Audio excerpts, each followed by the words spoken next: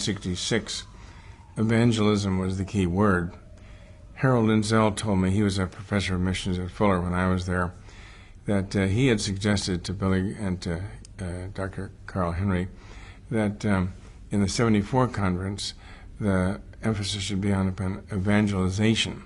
And he made a distinction, which I think was lost on most people, that there's a big change between evangelism, which is an activity, and evangelization, which is a result. You're going for the results, not just trying to keep busy for Jesus, you know. And I think that insofar as that distinction was made, it was an important distinction. The idea in 1966 was keep doing good things, evangelism.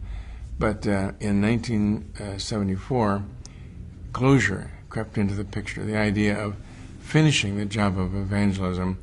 Evangelization of the world was now a goal to be reached, and that was a significant change.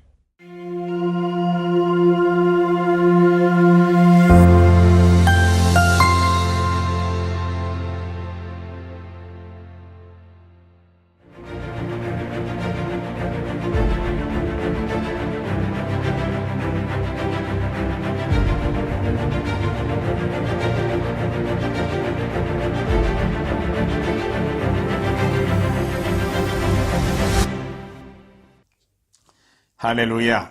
안녕하세요. 김병선 선교사입니다.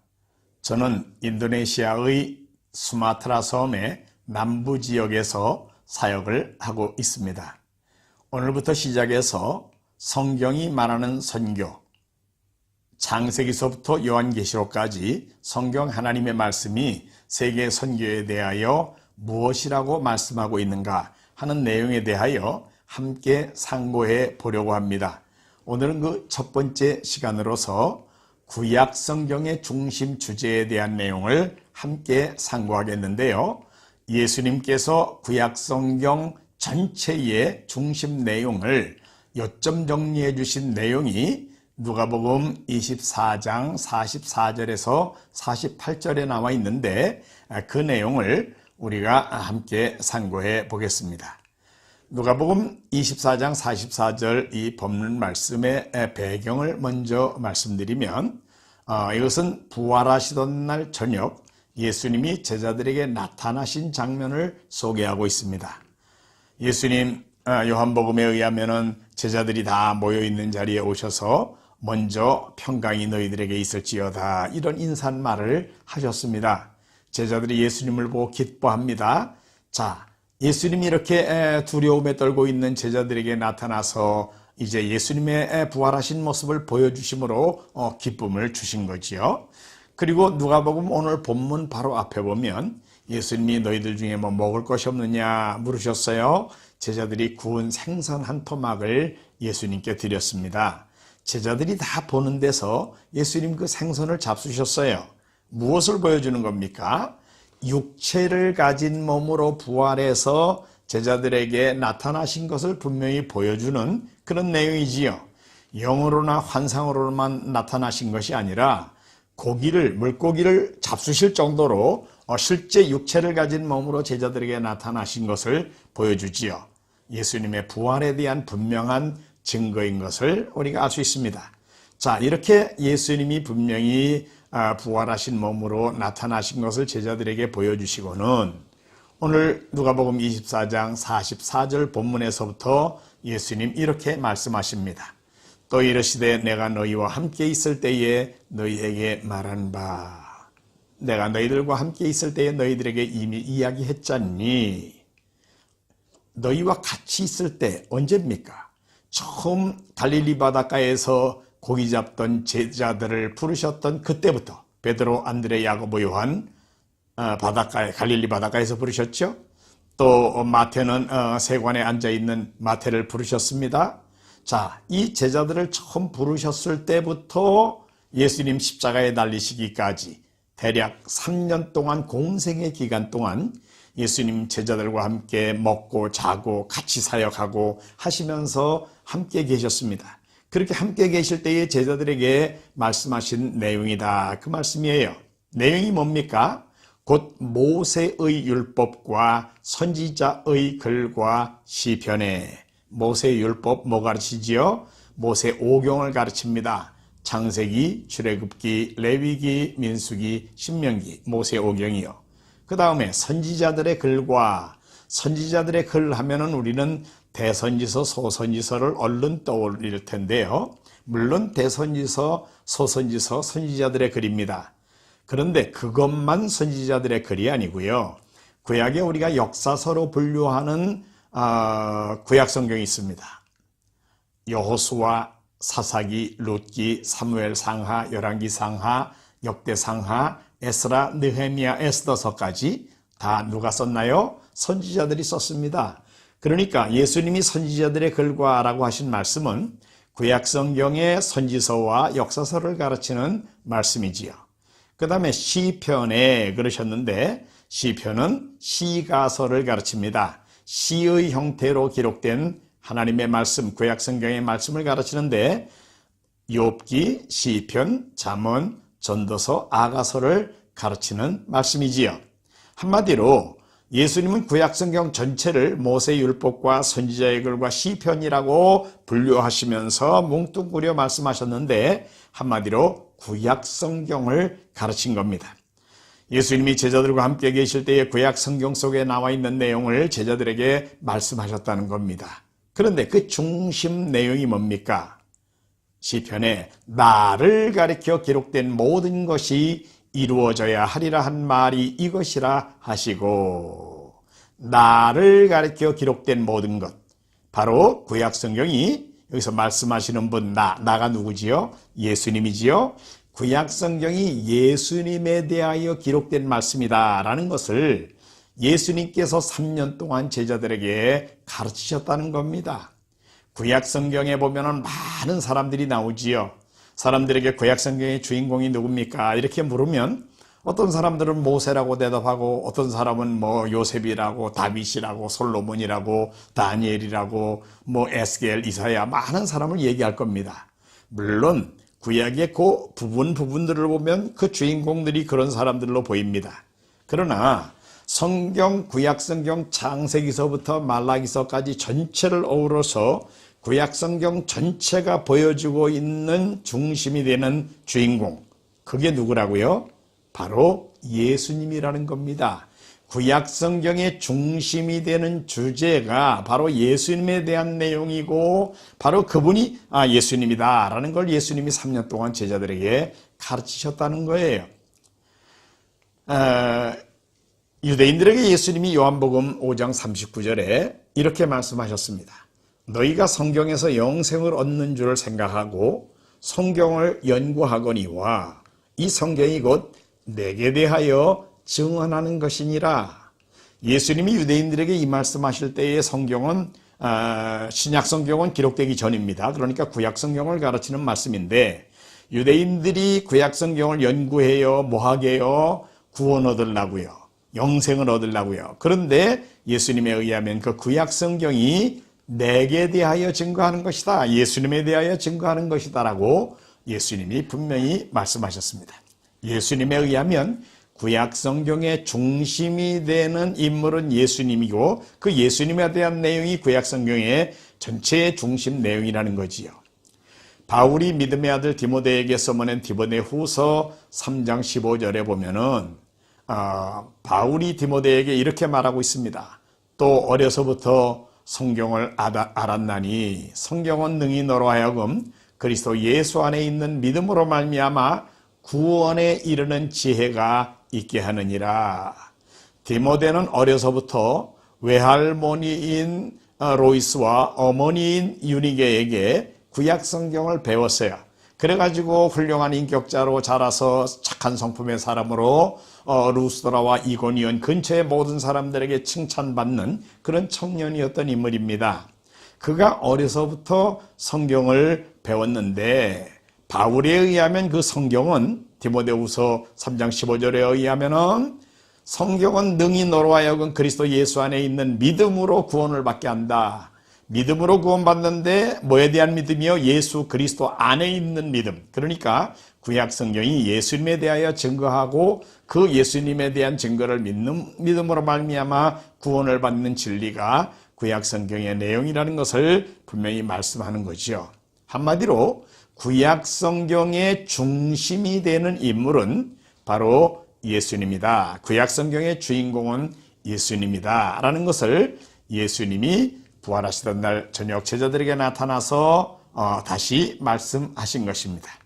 자, 그리고는 그 다음 45절에 이에 그들의 마음을 열어 성경을 깨닫게 하시고, 예수님이 제자들의 마음을 열어주셨어요. 마음문을 뭐하게요? 성경을 깨달아 알게 해주시기 위해서요.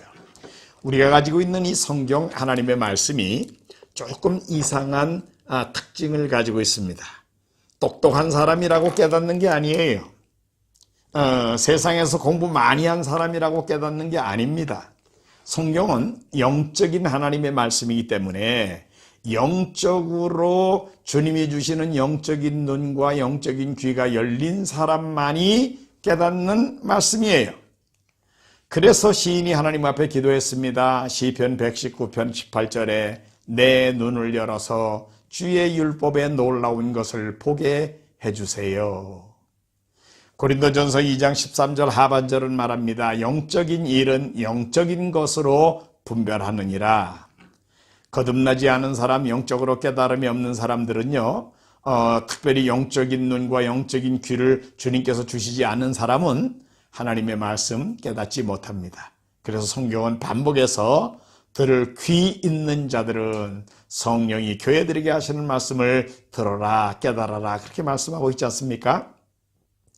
오늘 이 누가복음 24장 본문에 예수님의 제자들은 행복합니다. 왜 그래요? 45절에 예수님이 제자들의 마음을 열어 성경을 깨닫게 만들어 주셨기 때문입니다. 자, 최고의 선생님인 예수님, 예수님보다 더 훌륭한 선생님 없어요. 그 예수님이 제자들을 그것도 3년씩이나, 그것도 하루에 1시간만 아니라 풀타임으로 같이 먹고 자고 하면서 가르치셨어요.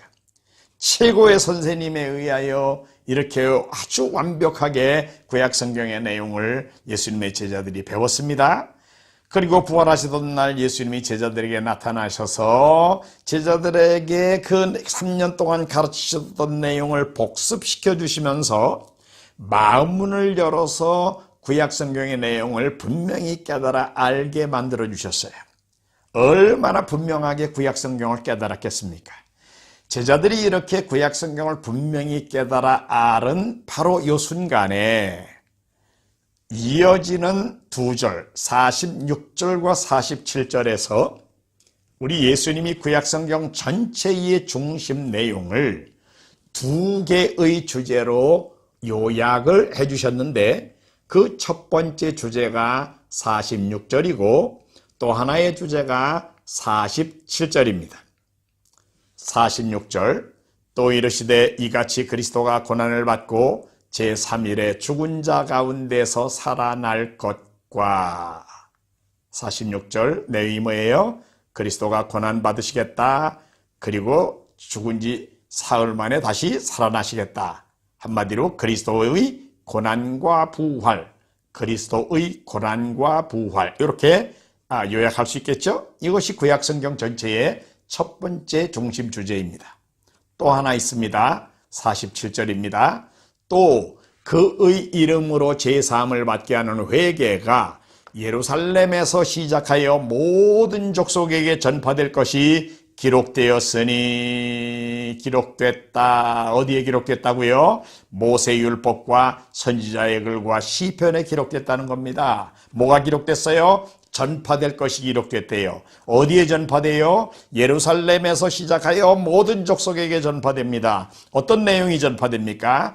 그의 이름으로 죄사함을 받게 하는 회개가 예루살렘에서 시작하여 모든 족속에게 전파될 것이 구약에 기록됐다라고 예수님이 말씀하신 것입니다. 한마디로 복음이 모든 종족에게까지 전파되는 것, 이거를 가르치는 말씀인데, 요즘 우리가 쓰는 말로 복음이 모든 민족에게, 모든 종족에게 전파되는 것, 이걸 뭐라고 부르지요? 세계 선교라고 부르잖아요. 그러니까 47절의 중심 내용은 한마디로 요약하면 세계 선교라고 할 수 있는 것입니다. 다른 사람들은 성경을 어떻게 볼지 모르지만 우리 예수님에 의하면 구약 성경이 이 두 개의 중심 주제로 이루어져 있다는 것입니다. 첫째는 46절 그리스도의 고난과 부활이고요. 둘째는 47절 세계 선교입니다. 온 인류가 죄에 빠져가지고 죄로 말미암아 영원한 형벌을 받을 수밖에 없을 때에 우리들의 죄를 대신 벌받아 주시기 위하여 예수님 세상에 오셔가지고 우리의 죄를 대신 벌받아 죽으시고 사흘 만에 사망의 권세를 깨고 부활하셨다라는 그리스도의 고난과 부활, 이것이 구약성경 전체의 중심이 되는 첫 번째 중심 주제이고요. 두 번째는 그분의 이름으로 십자가에 달려 죽으시고 부활하신 그분의 이름으로 죄 용서받는 이 회개가 예루살렘에서 시작하여 모든 족속들에게까지 전파될 것이다 라는 세계선교, 이것이 또 하나의 중심 주제라는 겁니다. 예수님보다 성경 더 잘할 사람이 있을까요? 지금 세계에서 제일 성경을 잘하는 사람이 있다 그러면, 구약 성경을 잘하는 사람이 있다 그러면 그게 누굴까요? 모르기는 해도 세계에서 제일 좋은 어떤 신학교의 구약학 주임 교수님이겠죠. 구약을 전공한 분으로 탁월하신 분. 그러면 그분이 구약 성경 더 잘 알아요? 우리 예수님이 더 잘 아셔요? 예, 주일 학생들도 다 아는 진리지요. 예수님은요 하나님 자신이시잖아요.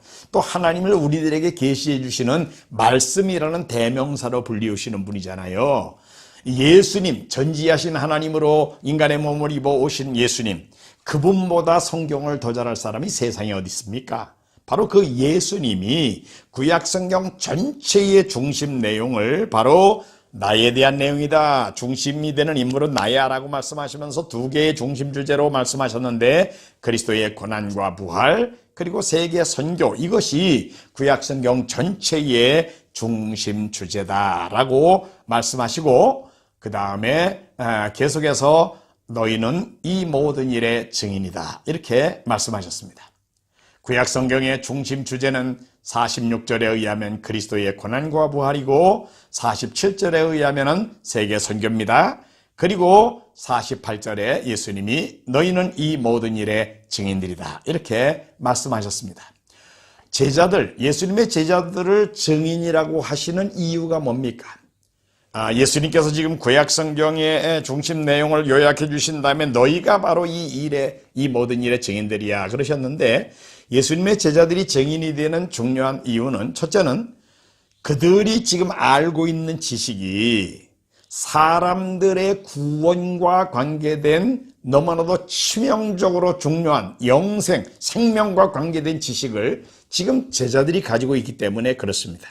이 지식을 알고 믿는 사람은 구원받지만 이 지식을 듣지 못했거나 알지 못하는 사람들은 영원한 죄 가운데 영원한 형벌을 받을 수밖에 없습니다. 그러기에 이렇게 정말 영생과 관계된 정말 이렇게 중요한 지식을 가지고 있는 너희들, 이거는 너희들만 가지고 있을 지식이 아니라 너희들이 남들에게 증거해야 할 내용이다 라는 뜻으로 3년 동안 예수님에게 배워서 알고 있는 그들이 가지고 있는 이 특별한 지식을 전해줘야 할 책임이 있다는 것을 말씀하신 거고요.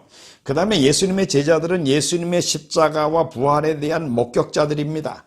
예수님에게 함께 다니며 배웠고 예수님이 누군지를 친히 알았고 그분이 십자가에 달려 대신 벌받아 죽으시는 것을 목격했고 또 부활하신 예수님이 제자들에게 나타나셔서 지금 말씀하고 계시잖아요. 그러기에 그들은 예수님의 고난과 부활, 십자가와 부활에 대한 목격자들로서 율법대로 하면은, 레위기에 의하면 어떤 사건의 목격자들에게는 증거의 의무가 있습니다. 그러기에 예수님의 십자가와 부활에 대한 증인들로서 예수님의 제자들은 증거의 의무를 가진 자들이기 때문에 예수님은 너희는 이 모든 일의 증인들이다 라고 말씀하셨고, 또 이 말씀의 의미는 너희가 앞으로 해야 할 일이 바로 이 일을 증거하는 거야 라는 예수님의 분부, 예수님의 명령이 바로 이것이다 라는 것입니다. 예수님의 제자들은 예수님에게 배워서 분명히 영생을 가져오는 지식을 가지고 있는 자들입니다. 예수님의 십자가와 부활을 목격한 자들입니다. 그러기에 이들은 이것을 증거해야 되는 증인으로서의 책임을 가진 그런 사람들이었음을 우리가 여기서 알 수가 있습니다. 우리 예수님은 이렇게 제자들에게 부활하시던 날 저녁에 나타나셔서 구약성경 전체의 중심 주제를 그리스도의 고난과 부활 그리고 세계 선교라고 요약해 주셨습니다. 누가 뭐라고 그래도 구약성경 전체의 제일 중심이 되는 중심 내용은 main theme of the Old Testament, 이것은 그리스도의 고난과 부활 그리고 세계 선교입니다. 다음 시간에는 신약 성경의 중심 주제에 대한 내용을 함께 상고해 보겠습니다. 감사합니다. 할렐루야.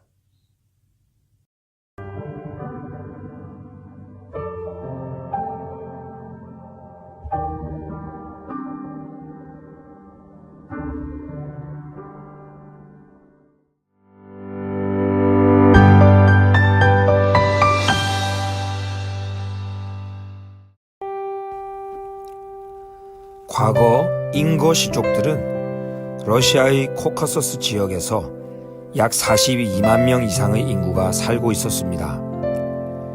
그러나 2차 세계대전으로 약 2만 명 이상이 카자흐스탄으로 이주하게 되었습니다. 인거시족들은 수니파 무슬림입니다. 많은 사람들이 그들의 신앙을 강하게 붙들고 있습니다. 또한 이것은 문화적 전통성과 인거시족들의 정체성을 형성하는 중요한 요인이기도 합니다. 이들 가운데 크리스천은 없습니다.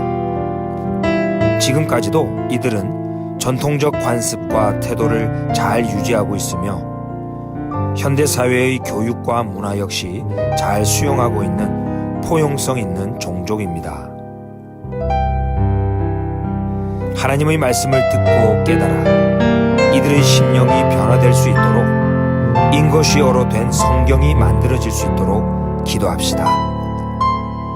과거 인거시족이 받았던 민족의 고통과 비참함을 넘어 참된 평화와 구원을 주시는 예수님을 영접할 수 있도록 기도합시다.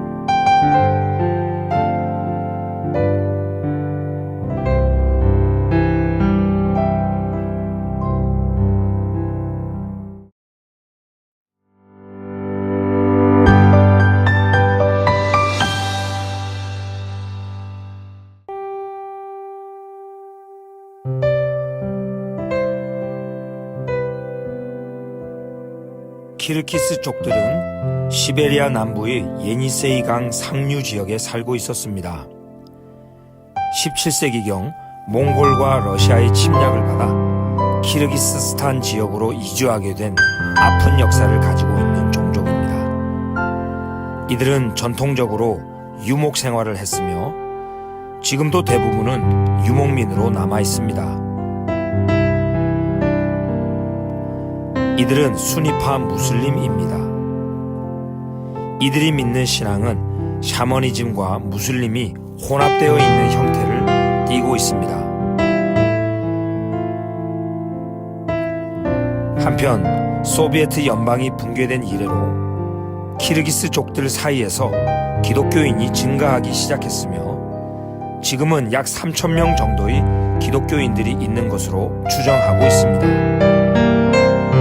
키르기스족은 기독교인이 되었다고 해도 기존의 샤머니즘 신앙과 혼합되어 있는 모습을 보이기도 합니다. 이들에게 진리의 말씀이 전해질 수 있도록 기도합시다.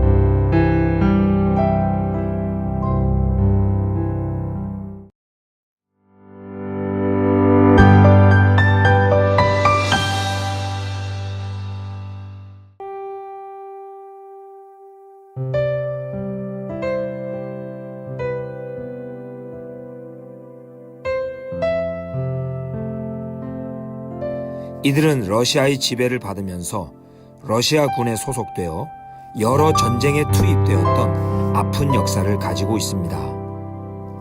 바슈키르족은 원래 유목 생활을 했던 종족으로 양고기나 말고기 등이 이들의 주식입니다. 또한 바슈키르족은 남성의 지위가 높으며 북의 중심의 수직 상하적인 지배 구조를 가지고 있습니다. 이들 대부분은 순위파 무슬림입니다. 이들은 약 100여 개의 사원을 가지고 있지만 영혼을 믿는 샤머니즘과 혼합된 종교 생활을 합니다. 또한 러시아 정교회를 종교로 가지고 있지만 이들 중에는 알려진 기독교인은 없습니다. 바슈키르족의 언어로 된 영상 매체가 생기게 되어서 자연스럽게 복음을 접할 수 있게 되기를 기도합시다. 바슈키르족들이 유일한 구원자 되신 예수님을 영접할 수 있도록 기도합시다.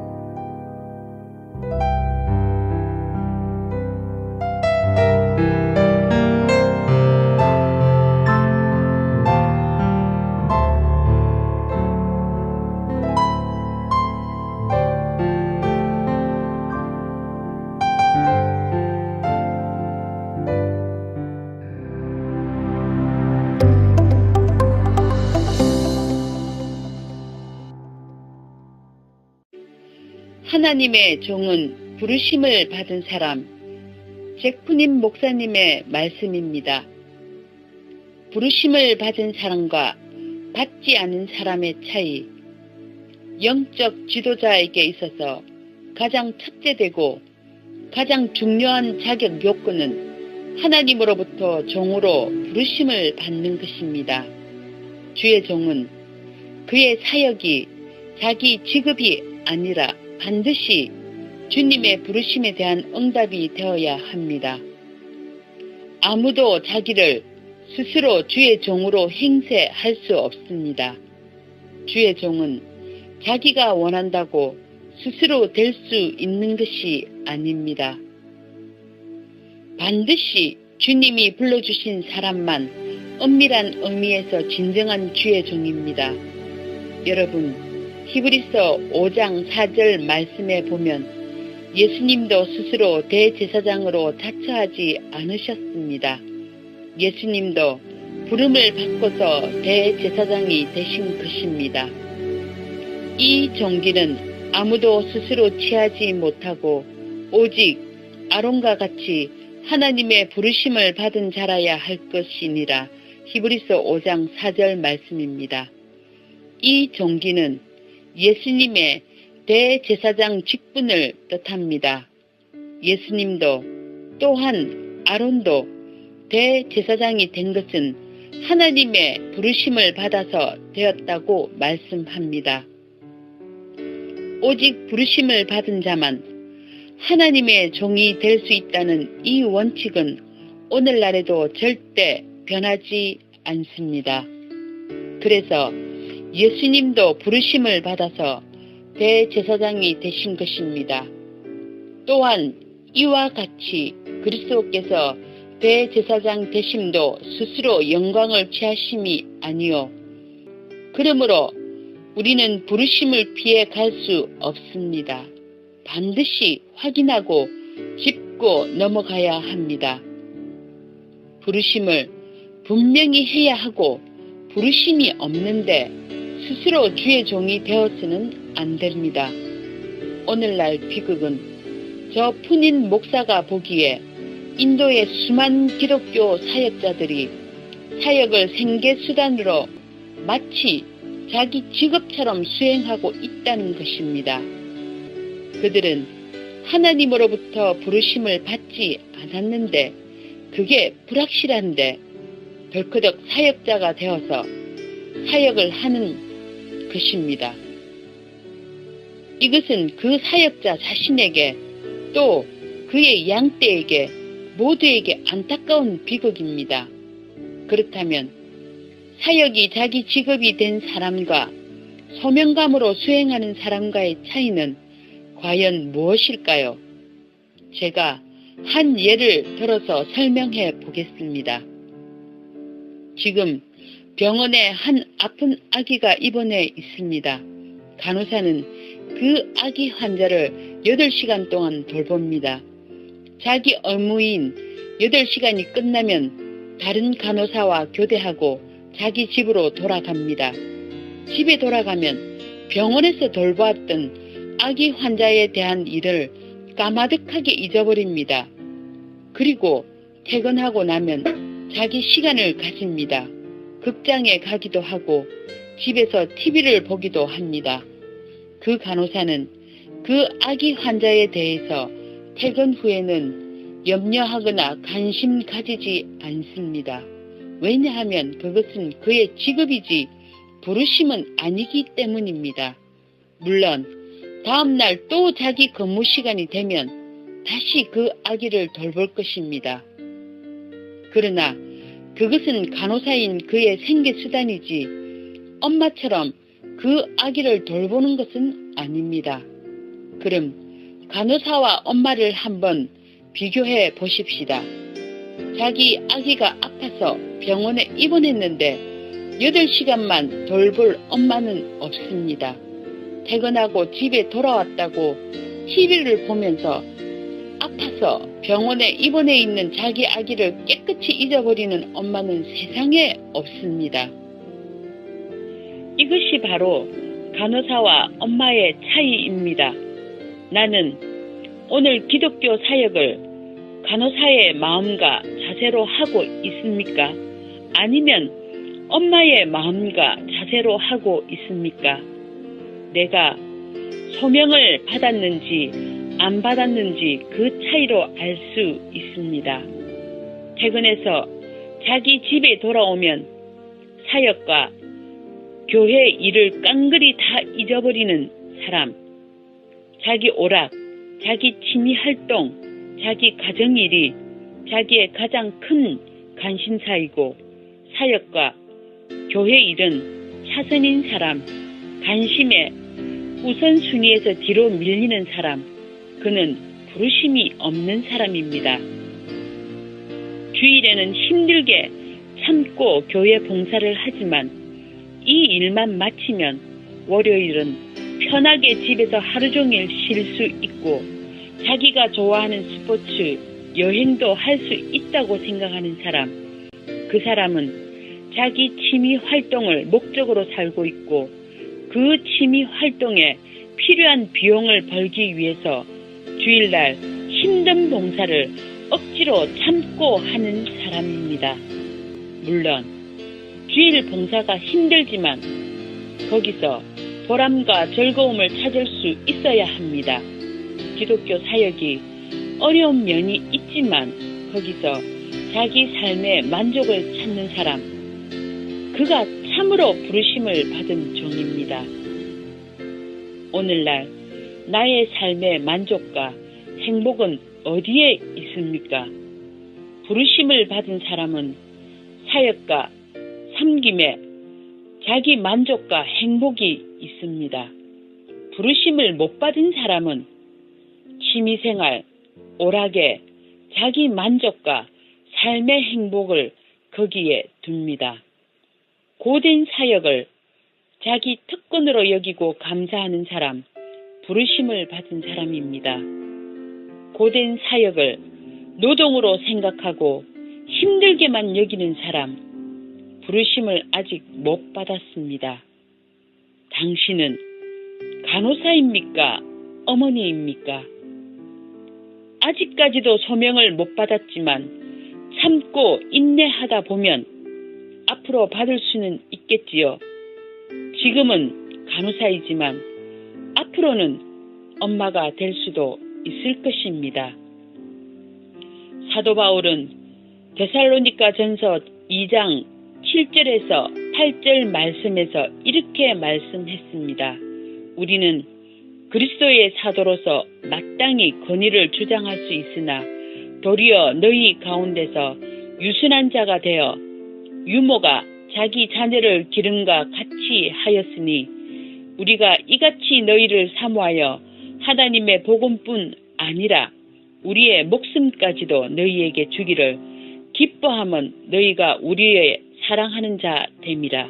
아멘. 여기서 유모란 뜻은 직업적 유모란 뜻이 아니고 하나님을 대신해서 바울이 부모처럼 교인들을 돌보았다는 뜻입니다. 하나님은 참 부모이시고 바울 자신은 유모라는 뜻이지요. 직업적 간호사란 뜻이 아니고 오히려 영적인 부모라는 뜻입니다. 실제로 바울은 다른 곳에서 자기가 아비가 되었다고 너희를 낳았다고 말씀합니다. 그럼 바울이 내가 너희의 아비가 되었다, 유모가 되었다는 뜻은 무엇입니까? 그 말은 바울이 복음을 그저 가르치고 전달해 주는 것만으로 그치지 않고 자기 삶을 들여서 그들을 돌보았다는 뜻입니다. 단순히 복음과 성경을 가르치는 것으로 끝내지 않고 그들의 삶을 돌보는 사람, 그들의 삶이 복음에 합당한 삶이 되도록 양떼를 돌보고 인도하고 사랑하는 사람, 그가 바로 영적 지도자여 참으로 부르심 받은 주의 종입니다. 주님의 종으로서 섬기는 일은 놀라운 축복입니다. 이 세상에서 가장 위대한 일입니다. 세상의 그 어떤 직업도 이 일에 비교할 수 없습니다. 이런 모든 은총은 오직 주님의 종으로 부르심을 입은 사람에게만 해당됩니다. 스스로 주의 종이 된 사람에게는 이런 은총이 임하지 않고 이 일은 오로지 고된 직업의 일종일 뿐입니다. 하나님의 종으로 부르심을 받은 후 제 삶은 크게 달라졌습니다. 먼저 저는 사람들이 저에 대해 어떻게 생각하는지에 대해 크게 신경 쓰지 않게 되었습니다. 주님이 나를 부르신 것이 확실한 이상 저는 사람들에게 제 자신에 대해 길게 설명할 필요가 없었습니다. 나를 부르신 분이 주님이시므로 나는 주님께 응답하는 삶을 사는 것이지 사람들의 기대와 요청에 부응하기 위해 이리저리 흔들리는 삶을 살지 않게 되었습니다. 저는 부르심을 받은 후 두 번째로 달라진 것은 제가 사역하는 중에 여러 환난과 반대를 만났을 때 하나님이 내 곁에 계셔서 나를 도우신다는 사실을 확실히 믿고서 환경의 어려움에 흔들리지 않게 되었습니다. 주의 종으로 살다 보면 환난과 반대와 고난은 종종 겪는 일입니다.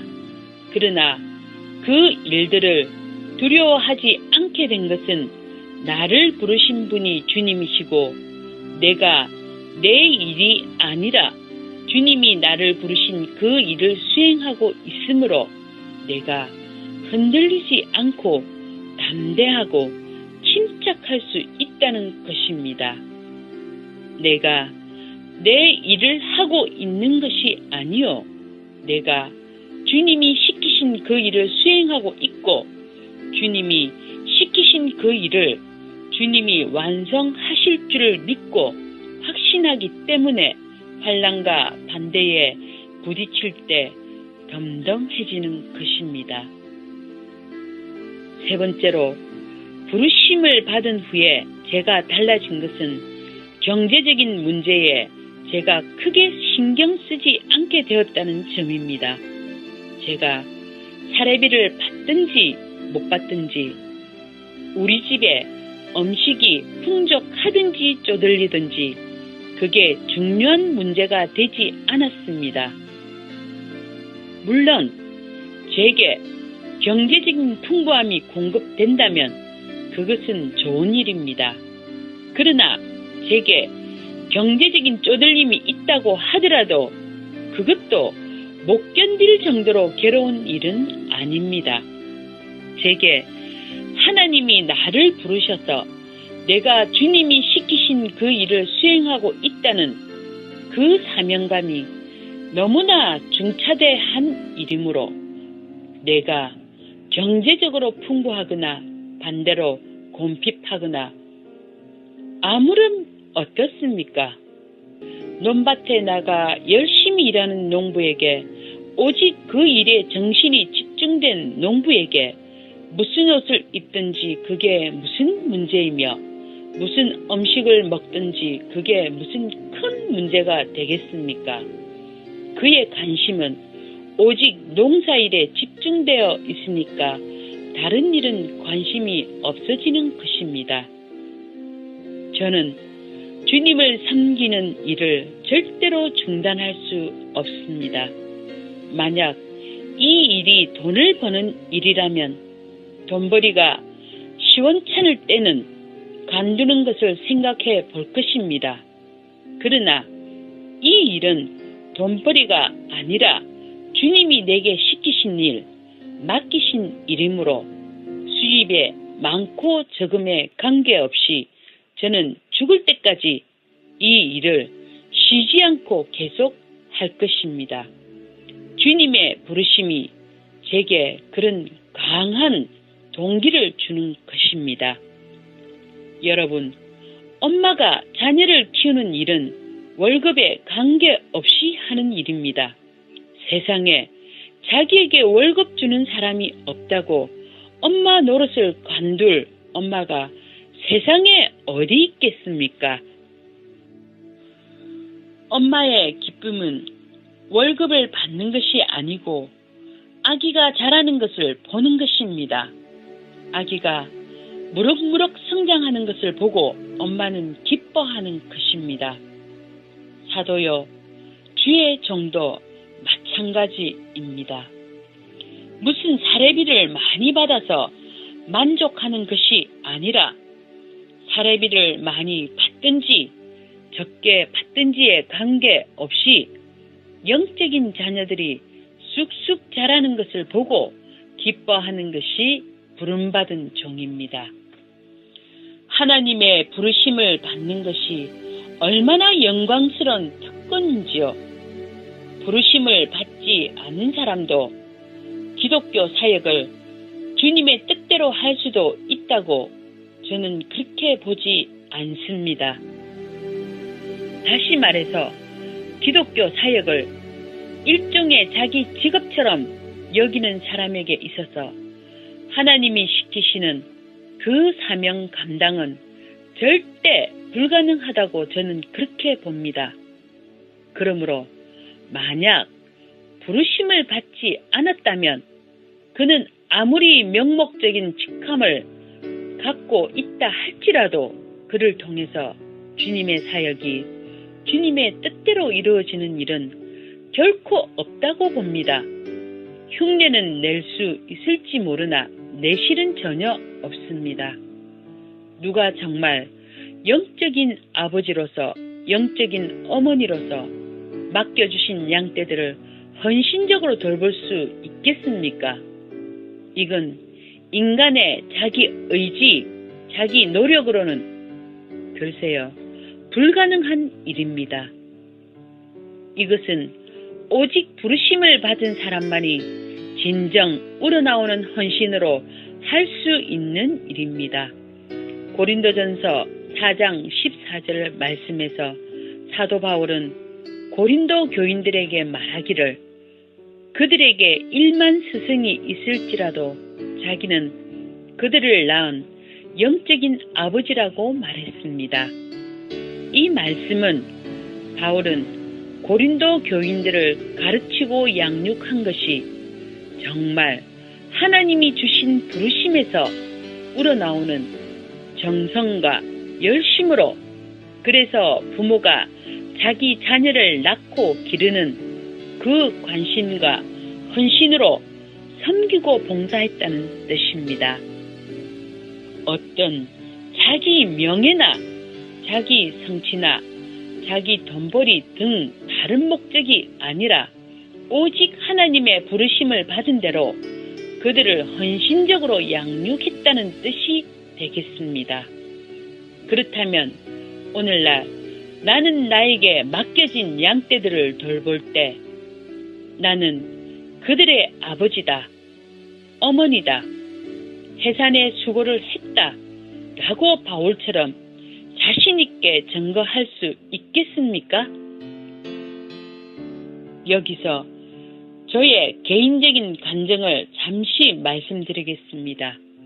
저는 출애굽기 2장 9절 말씀에서 하나님께 바꿔서 오래도록 묵상하며 기도해 왔습니다. 바로의 딸이 그에게 이르되 이 아기를 데려다가 나를 위하여 젖을 먹이라. 내가 그 삭을 주리라. 여인이 아기를 데려다가 젖을 먹이더니 출애굽기 2장 9절 말씀입니다. 제가 이 말씀을 묵상할 때 하나님이 나의 경제적 필요를 채우신다는 확신이 강하게 들었습니다. 먼저는 제가 제 자녀를 키울 때 하나님이 제게 삭을 주신다는 믿음이 들었습니다. 나아가 제가 영적인 자녀들을 양육할 때 하나님이 제게 반드시 그 삭을 주리라는 확신과 믿음이 강하게 들었습니다.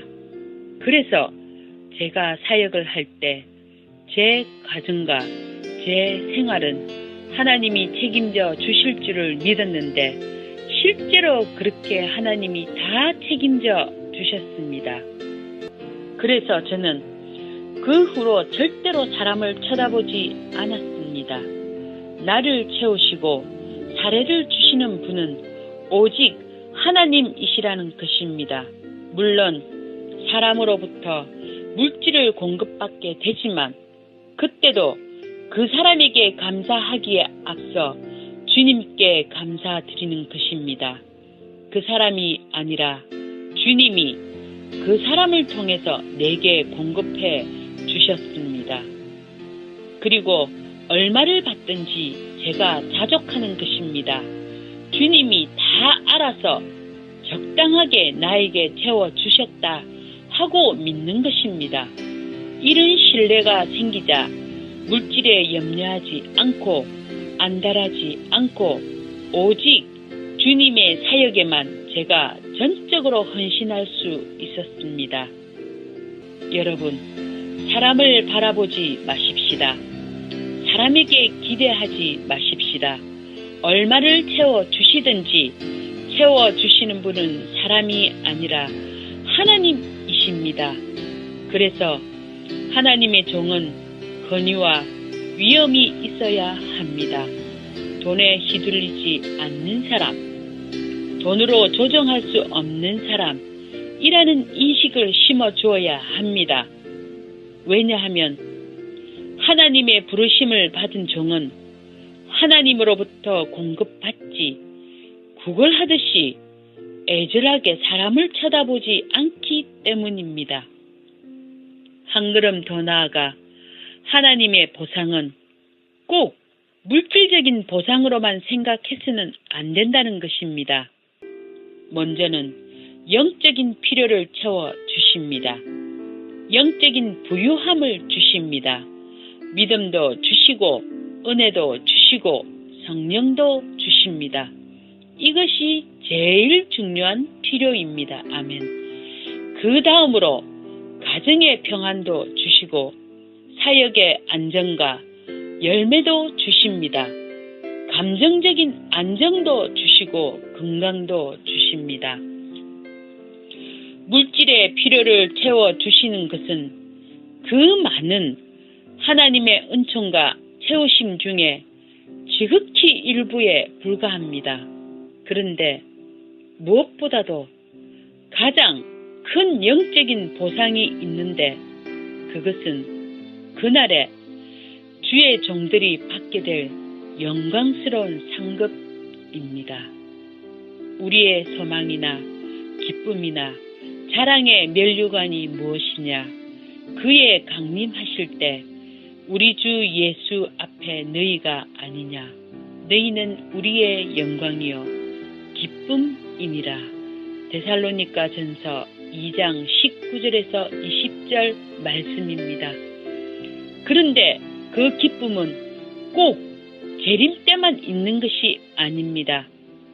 오늘날 우리가 살아가는 동안에도 반드시 있습니다.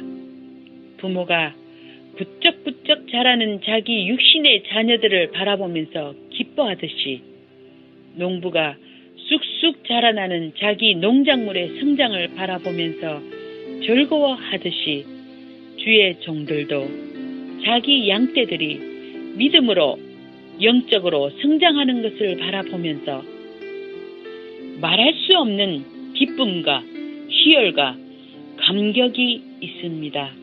만약 이런 기쁨과 희열과 감격이 없는 사람은 자기가 눈물로 그 양떼를 양육하지 않았기 때문입니다. 편하게만 살았기 때문입니다.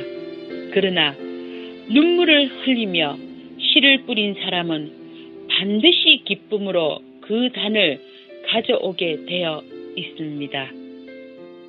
우리의 믿음이 열리고 영안이 열린 사람은 자기의 주의 종으로서의 섬김을 스스로 너무 가련하게만 여기지 않습니다. 왜? 주의 종들이 자기의 주의 종된 것을 스스로 가련하게 여깁니까?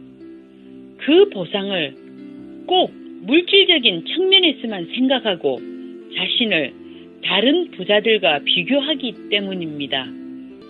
그러므로 여러분, 오직 말씀을 가르치는 것만으로 여러분의 책임을 다했다고 결코 생각하지 마십시오. 양떼들 속에서 그리스도의 형상을 닮아가는 모습이 나타날 때까지 그 조각은 계속 되어져야 하는 것입니다. 저는 가끔 조각가들이 대리석이나 화강암 등 큰 돌을 가져다 놓고 망치질과 끌질로 아름다운 예술 작품을 만들어내는 것을 봅니다. 그들은 자기 머릿속에 먼저 그 완성품의 모습이 그려져 있습니다. 그 모습을 상상으로 그리면서 망치질과 끌질을 계속하는 것입니다. 우리 기독교 사역자들도 그와 비슷하다고 봅니다. 우리 머릿속에는 어떤 완성된 모습이 그려져 있어야 합니다. 그것은 바로 그리스도의 형상을 잇는 것입니다. 그래서 양떼들이 그 거칠고 다듬어지지 않는 볼품없는 원석들이 예수님으로부터 긍휼을 부여받은 영혼의 조각가 된 주의 종들이 다듬고 갈고 깎아내어서 아름다운 그리스도의 형상을 만들어내는 것입니다. 그리고 그것을 바라보는 그 기쁨이란 그걸 어떻게 돈에 얼마에 비기겠습니까? 어떻게 조각가의 기쁨에 비기겠습니까? 그리고 육신의 부모가 자녀를 키우는 것에 비유해 봅시다. 기어 다니던 아기가 아장아장 스스로 걸음마를 뗄 때 부모는 경의의 찬성을 지릅니다.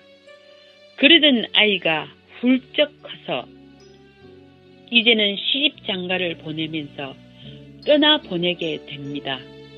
그러면서 부모는 또 한 번 키워주신 하나님 은혜에 감사하는 것입니다. 여러분은 영적 자녀를 시집장가 보내신 기쁨이 있으십니까? 마지막으로 이 비유를 말씀드리고 마치겠습니다. 애가 애를 키운다는 것입니다. 어떤 집에 아이가 12명이 있다고 가정해 봅니다. 요즘처럼 하나 둘 낳아도 기르기 힘들어하는 부모들은 과거에 부모 세대가 자녀들을 10명씩 낳아서 키웠다는 사실을 생각하면서 기절할 정도로 놀라워합니다. 그런데 그것은 생각만큼 그렇게 어렵지 않습니다. 어쩌면 아이 12를 키우는 엄마가 아이 단둘을 키우는 엄마보다 더 쉬울 수도 있습니다. 왜냐하면 첫째, 둘째가 다섯째, 여섯째를 업어서 키우고 아홉째, 열째가 태어나면 다시 다섯째, 여섯째가 아홉째, 열째 동생을 키워주기 때문입니다. 업어도 주고 밥도 먹여도 주고 같이 놀아도 줍니다.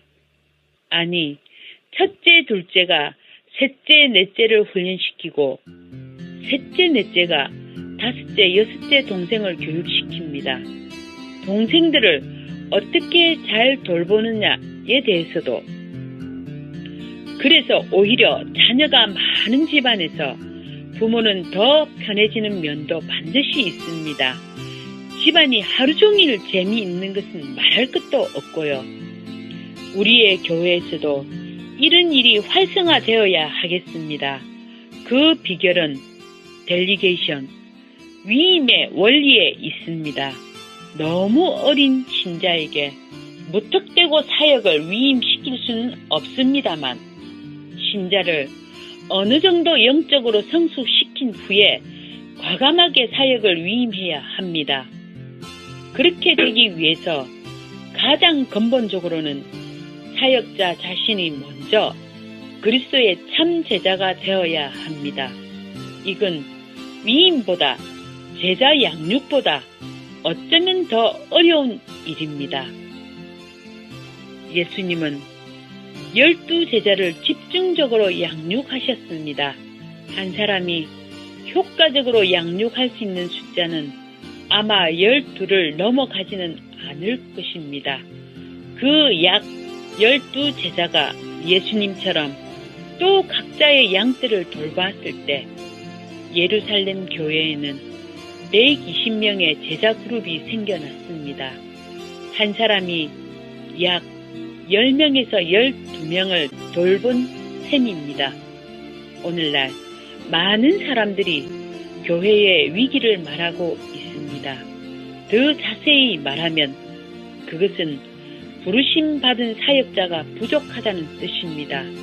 여러분, 부르심을 받는 것이 중요한 이유는 만약 여러분이 부르심을 확인하지 않고 어떤 이유에서든지 사역에 뛰어들었다가 나중에 주님이 심판하시는 그날에 과연 상을 받을 수 있을까요? 성경은 그날에 우리 중에 어떤 사람들은 집이나 나무나 풀로 지어서 불심판을 견디지 못하고 다 타버리고 자기는 겨우 불 가운데 구원받을 것을, 그런 사람이 있을 것을 경고하고 있습니다. 기독교 사역은 부르심을 받아서 마치 아버지가, 어머니가 자기 자녀를 양육하듯이 사례비의 유무에 관계없이 최선을 다하고 자기 목숨까지 내어주는 것입니다. 그런 개념이 없이 사역을 하는 척 흉내만 내는 것은 우리 각자가 오래 기도하면서 자기의 부르심을 확인할 필요가 있는 것입니다. 그렇게 자기 부르심이 확인된 사람은 절대 흔들리지 않습니다. 왜냐하면 그 부르심이 너무나 확실하고 견고하기 때문입니다. 아멘.